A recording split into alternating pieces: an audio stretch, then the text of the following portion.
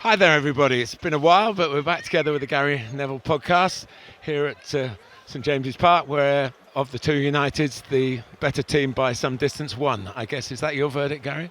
Oh, 100%, without a shadow of a doubt. Newcastle United, first 20 minutes, I thought they should have scored. I thought they were really, really high in the game. They came out of the blocks. I thought when the game settled down for about 10 minutes, I thought Manchester United had maybe weathered the storm.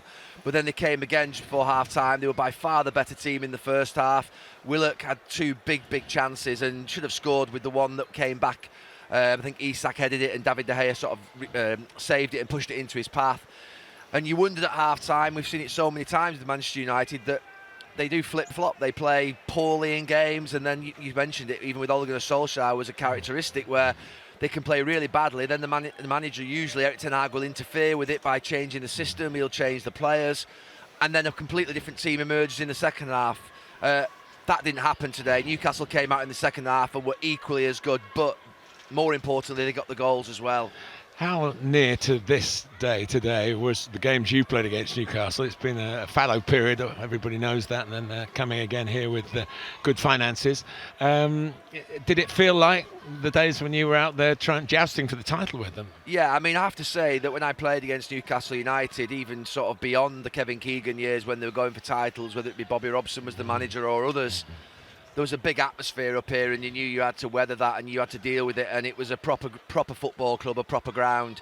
And then all of a sudden I finished my football career and came up here for 10 years working in this capacity, and it was morbid, where there was no connection between the team, the fans, the players, the owners. Everybody was sort of, if you like, just low.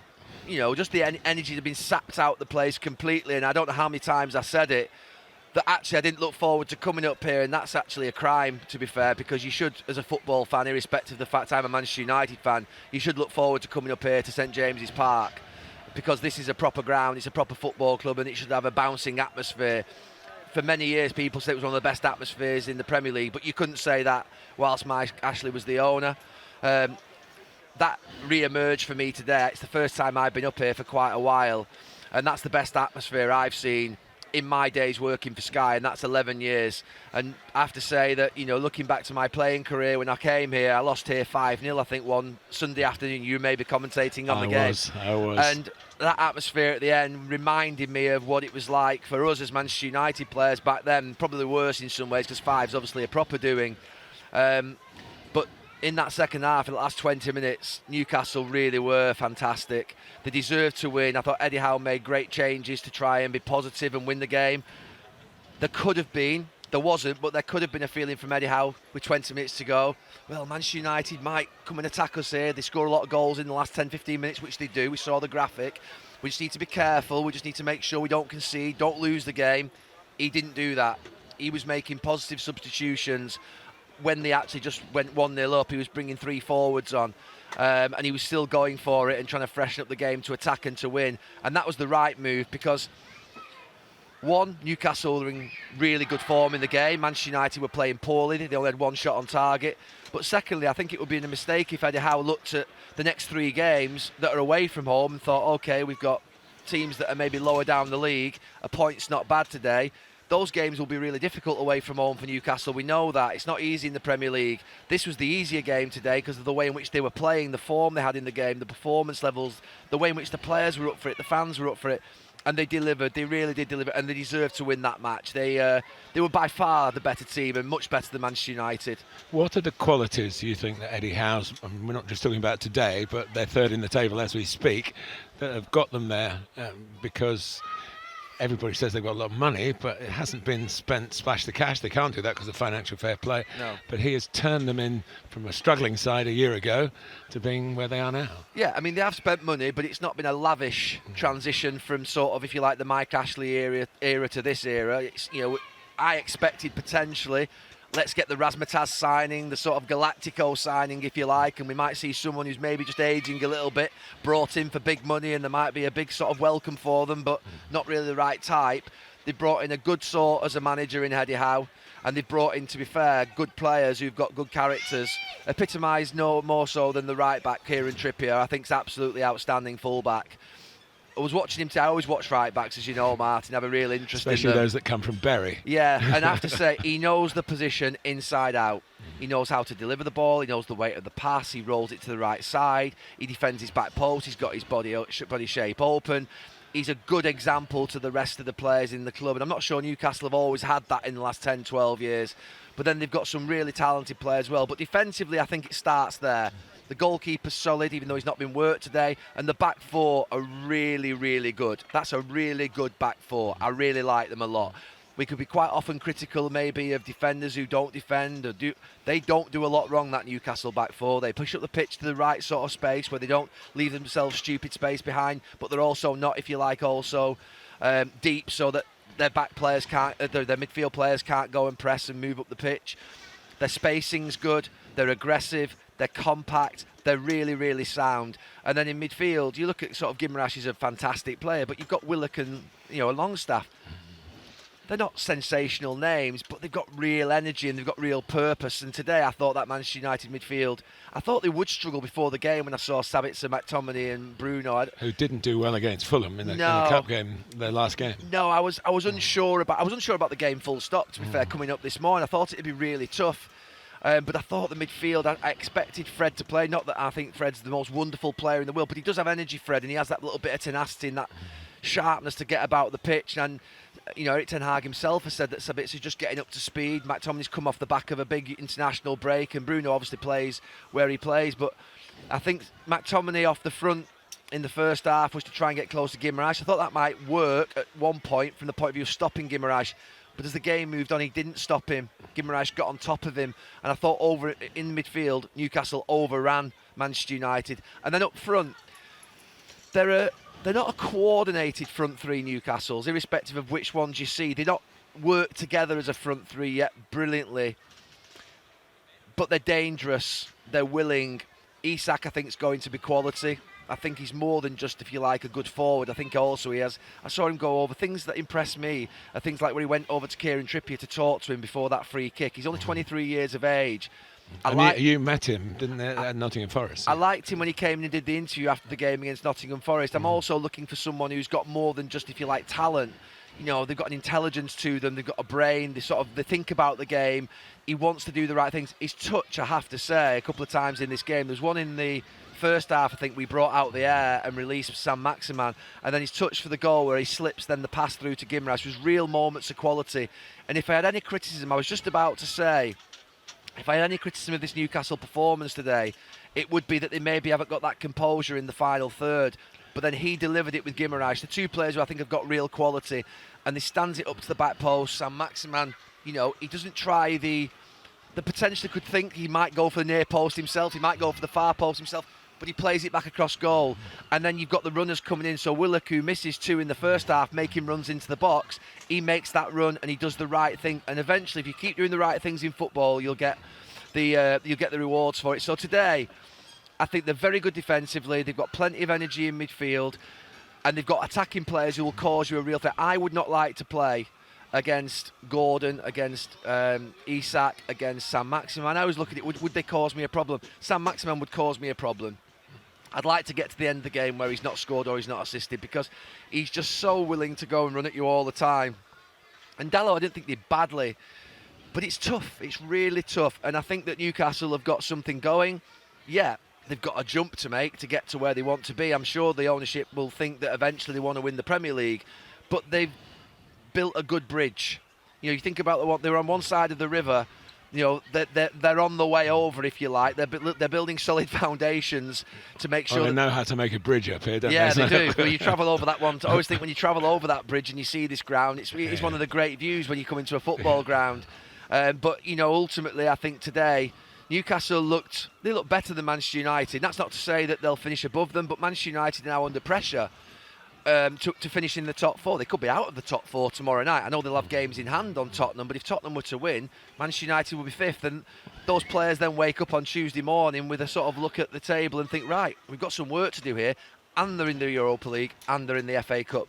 So it's all on. It's going to be a great last 6 to 8 weeks of the season. But Newcastle are in with a real shout now. We did start with a statistic which was provided for me, and I passed on to you, that the 4 that played as attackers for Manchester United today don't have a very good record. 1 win in 5, I think, when they've started together, now 1 in 6. And Weghorst is obviously a discussion point as to what he contributes. In a game like this, he had very few touches. Yeah, he had 7 touches at one point in the game, where Nick Pope was the next with 15. Was the next lowest in the game with 15. So, look, did he get great service? No. But is he good enough to play as a centre forward for Manchester United? The answer has to be no. But I don't blame Weghorst at all, and I don't blame Erik ten Hag. I think that they needed to get someone in January to fill a space in the body. And they weren't supported by the ownership to go and spend probably the money that would need to be spent to make that player up top be someone who obviously will be there for the long term. They didn't want to do that business. They'd invested heavily last in the summer. We've seen the numbers this week. Manchester United are 550 million in debt, plus another couple of £100 million of transfer owed, and I think another couple of £100 million of overdraft. So the £900 million in debt. It's almost £1 billion. I don't know the finances, and I'm sure in business terms it's not as awful that sounds, but to laymen, it sounds a massive debt, doesn't it? They're $1 billion owing, and if you're a Manchester United fan today, then there are no positives really from that match, that particular match. But the one positive that may exist, if you think a little bit more deeply, is that if you are still in the camp that think the Glazers may not sell, it may be that they're looking on from America today, watching that performance and thinking this squad still needs investment, this manager still needs supporting, and we haven't got the dough. And forget going getting it from a private equity company called Elliott, who'll basically finance you up to the hilt. That can't happen. They've got to go and sell it to one of the 2 bidders who've got the cash to be able to put into the club, to support the club. So if anything's come out of that game today, I hope it's a sort of gentle, if not a bolting reminder to the ownership that they need to leave this club, so that ultimately the new owners of this football club can come and invest in the team and the squad and do what they should have done, which is in January not be, if you like, loaning someone for 5 months like Sabitzer and Weghorst, who I think, to be fair, are doing a really good job for the club. I think I've got no complaints about what they're doing. I think they're doing their very best. And I never ever got a football player who's working their absolute socks off. And Weghorst and Sabitzer are doing that out on the pitch. But Manchester United needed probably more than that.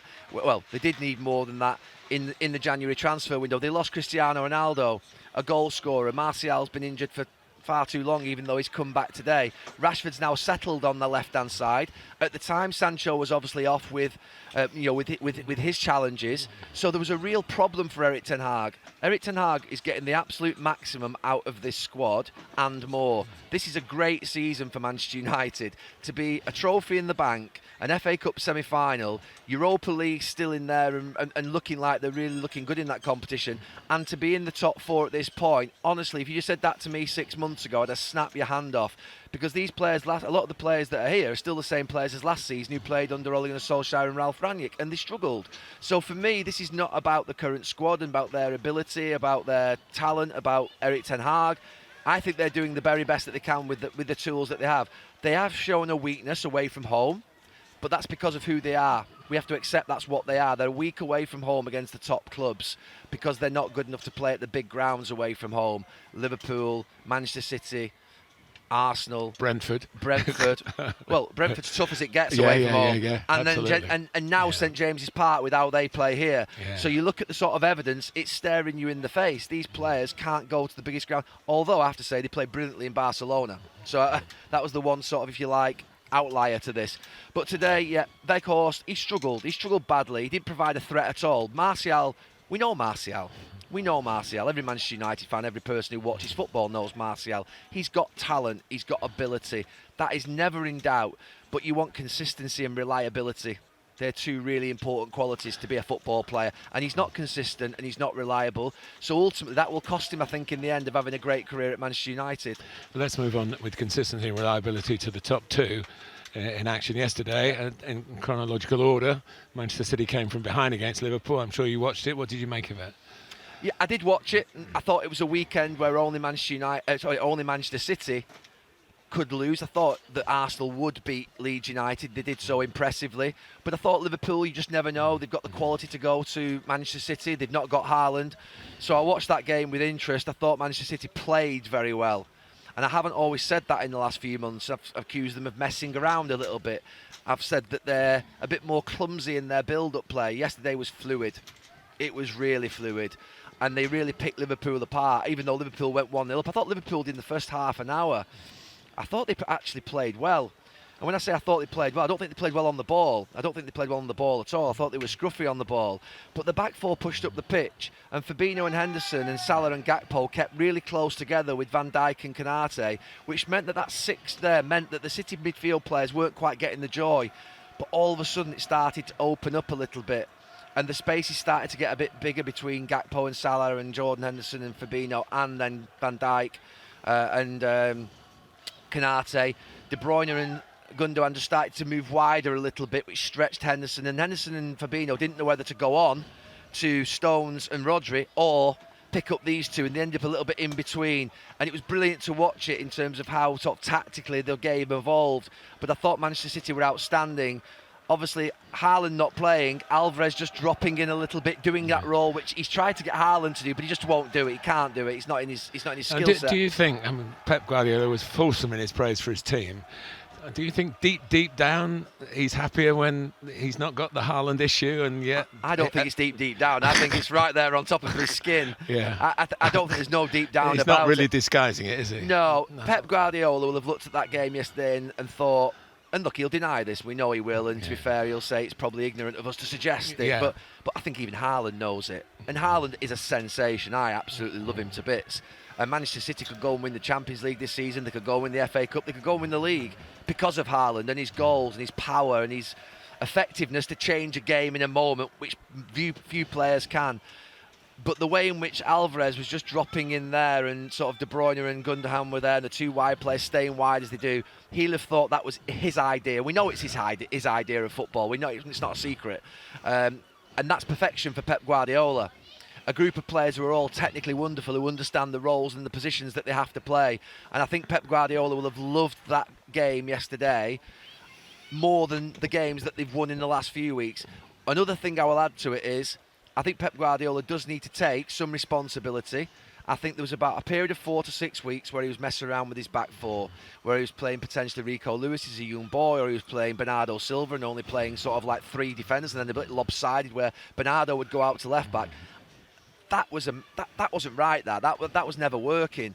What he's got now on the pitch and seems to have done is he's putting 4 proper defenders out there: Stones, Akanji, Diaz, and Ake yesterday. Yeah. But it could be that Walker comes back in at right back against, say, Bayern Munich. To play against their wide players, because obviously they've got a different level of talent. But Stones did well going into that midfield position yesterday, and I think he's now realised that he's got to get very serious. He cannot make a mistake in the league, Pep Guardiola, and they've got big games coming up in the Cup. And look, there's a massive game next Sunday, Martin, Liverpool versus Arsenal.